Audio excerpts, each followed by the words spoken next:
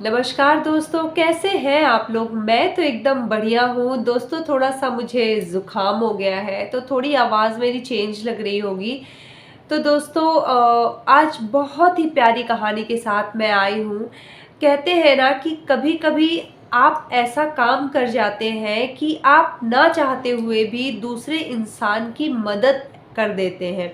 और वो मदद ऐसी होती है कि जिसका कुछ भी भुगतान किया जाए, कोई भी उस मदद की बराबरी नहीं कर सकता।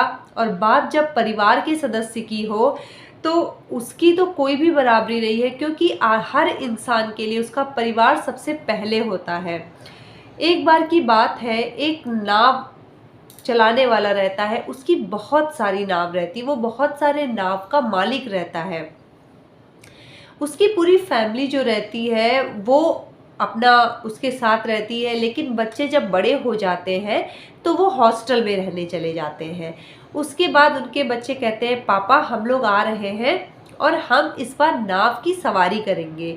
उसके तीनों बच्चे जो रहते हैं वो हॉस्टल से आते हैं और संडे के दिन उनकी छुट्टियां रहती हैं तो वो आते हैं और अपने पिता से कहते हैं कि हम इस नाव पे सवारी करेंगे। तो उनके पिता कहते हैं, ठीक है, आज तो सैटरडे है, तुम लोग रेस्ट करो, कल ना करोगे। उसके बाद होता है ये है कि उनके बच्चों को कुछ ज़रूरी काम आता है और वो चले जाते हैं वापस हॉस्टल। फिर वहाँ से वो बोलते हैं कि पापा मैं अगले संडे ज़रूर आऊँगा और हम नाव की सवारी करेंगे, क्योंकि नाव चलाना उनके बच्चों को आता था, उसी परिवार से थे वो। तो वो सोचता है कि चलो अपने बच्चों को खुश करने के लिए एक अच्छी सी नाव तैयार करते हैं। तो उसके पास जो नाव रहती है वो दे देता है एक लोगों को, कहता है तुम इसे अच्छे से इस पे सुंदर सुंदर मेरे बच्चों का नाम लिख दो, फूल पत्तियां बना दो, ताकि उस नाव को देखकर मेरे बच्चे खुश हो जाएं। अब वो आदमी कहता है ठीक है, वो आता है, उस नाव को खूब सुंदर सा पेंट करता है, उस पे उसके तीनों बच्चों के नाम लिखता है और खूब सुंदर सुंदर फूल बनाता है। उसके बाद वो अपना सब कुछ करके मालिक के पास जाता है, कहता है कि मेरा काम खत्म हो गया है, अब मैं जाऊं।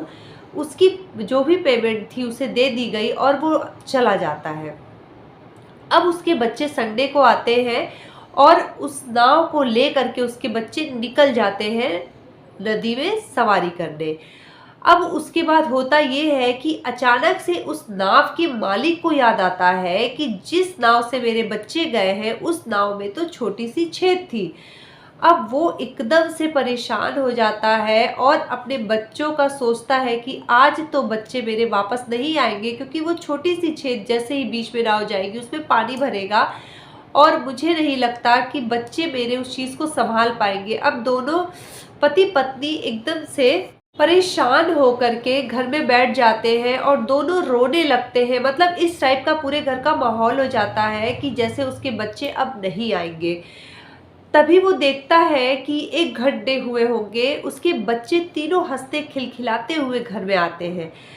अब वो जैसे ही अपने बच्चों को देखता है वो खुश हो जाता है और उसके बाद वो बच्चों को भागते हुए गले लगाता है। और जब उसके बच्चे आराम से घर में बैठते हैं उसके बाद वो जाता है अपनी नाव को देखने कि छेद रहते हुए आखिर नाव वापस कैसे आ गई। तो देखता है कि वो छेद तो रिपेयर हो चुका है।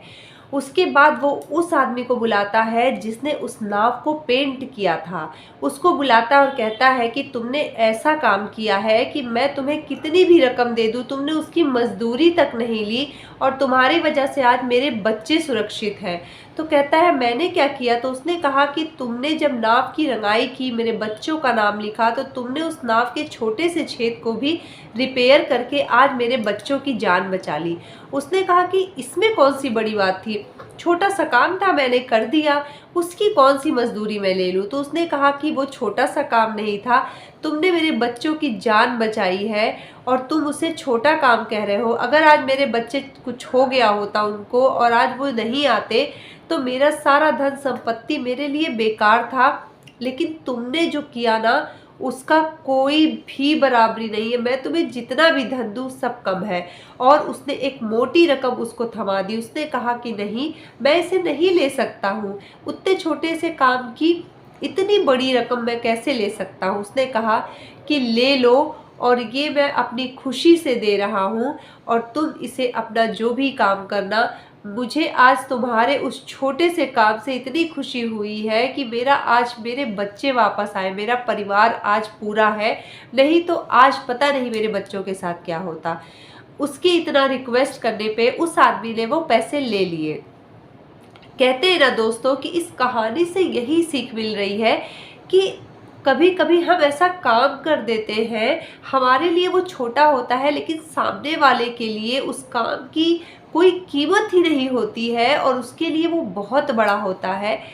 तो आप भी अगर कभी ऐसा मौका मिले तो ज़रूर किसी का हेल्प कर दीजिए।